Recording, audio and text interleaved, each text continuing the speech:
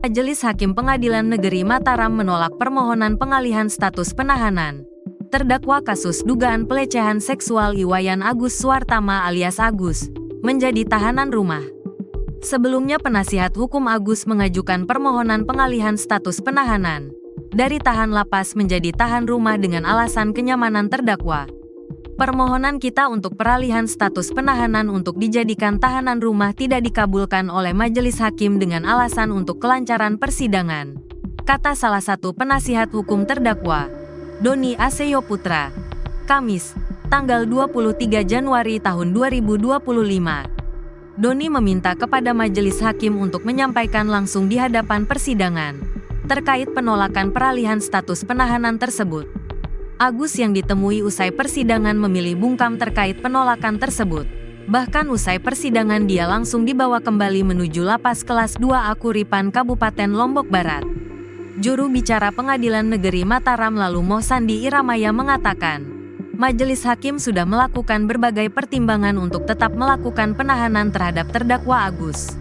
Informasi yang diterima majelis hakim fasilitas sudah cukup bagi yang bersangkutan. Informasi ini dari pendamping sosial dinas sosial artinya bahwa saudara IWAS sudah mendapatkan fasilitas yang layak, kata Sandi. Terkait alasan ketidaknyamanan dari terdakwa yang disampaikan pada sidang sebelumnya. Hal tersebut merupakan alasan subjektif dari Agus sehingga majelis hakim tetap pada keputusannya untuk menahan Agus. Agus akan kembali menjalani persidangan pada Senin tanggal 3 Februari tahun 2025 dengan agenda pembuktian. Pemirsa, Anda menyaksikan Breaking News bersama saya, Saradita. Terdakwa kasus dugaan pelecehan seksual, Iwayan Agus Suartama, menjalani sidang kedua di Pengadilan Negeri Mataram pada Kamis 23 Januari. 5 orang saksi dihadirkan dalam sidang hari ini. 3 diantara saksi korban dan 2 diantaranya saksi teman korban.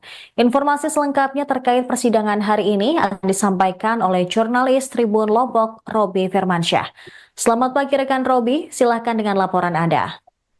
Ya, selamat pagi Sarah dan juga Tribuners. Saat ini saya sedang berada di Pengadilan Negeri Mataram, di mana tempat terdakwa kasus dugaan pelecehan seksual Iwayan Agus Suartama menjalani proses hukum. Agus tadi dari pantauan kami tiba di Pengadilan Negeri Mataram sekira pukul 9.30 waktu Indonesia Tengah dengan pengawalan ketat dari pihak kepolisian. Agus menggunakan mobil tahanan. Saat keluar dari mobil tahanan, Agus nampak menggunakan baju berwarna putih berbalut rompi berwarna merah lalu tuliskan tahanan pidana umum.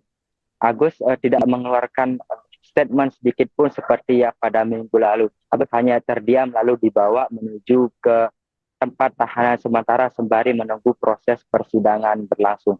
Pada hari ini atau pada sidang kedua kali ini, akan menghadirkan sidang pembuktian pada kali ini.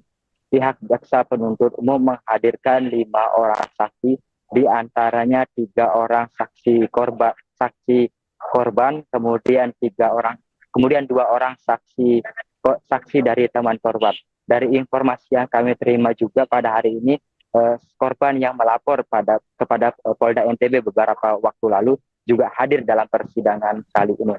Namun tidak disampaikan bahwa apakah dia hadir di dalam ruang sidang atau hanya melalui Zoom meeting seperti seperti informasi yang kami terima. Sidang kali ini berbeda dengan sidang sebelumnya, di mana pada sidang hari ini ada pengawalan khusus dari pihak kepolisian lantaran memang agenda sidangnya adalah sidang pembuktian yang menghadirkan saksi sehingga pengamanannya lebih ketat dibandingkan saat sidang dakwaan.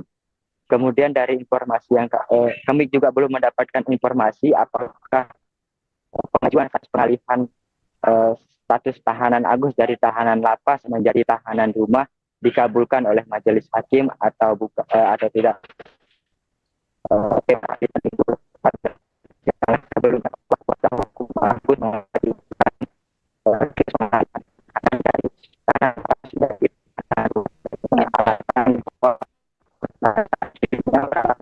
Kemudian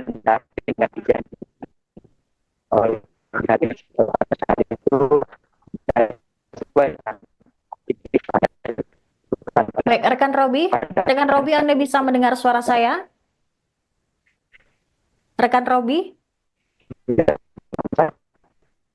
Ya, sepertinya ada kendala jaringan. Rekan Robi, tadi sudah Anda paparkan bahwa Agus sudah tiba sekitar 30 menit sebelum persidangan dimulai dan ada beberapa saksi korban dan juga saksi teman korban yang dihadirkan.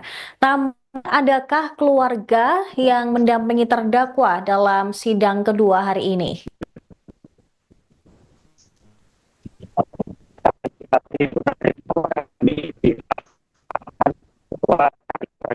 Yang akhir itu Anda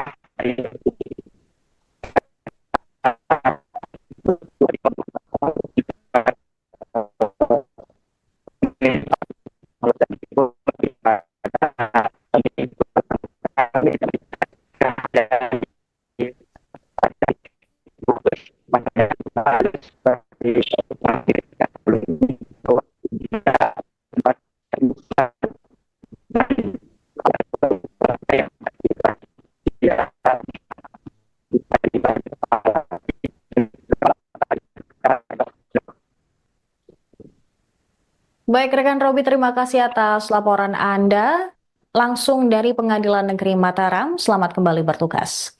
Korban dan para saksi itu setuju untuk dihadirkan ke persidangan, maka mereka akan hadir di hari ini.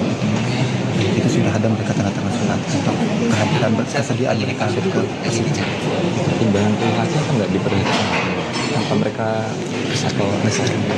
Itu pertimbangan privasi itu sudah kami atur strateginya sedemikian rupa untuk supaya privasinya para korban dan saksi itu aman tentunya dan tidak identitas aman itu sudah kami antisipasi. Berapa saksi untuk hadir?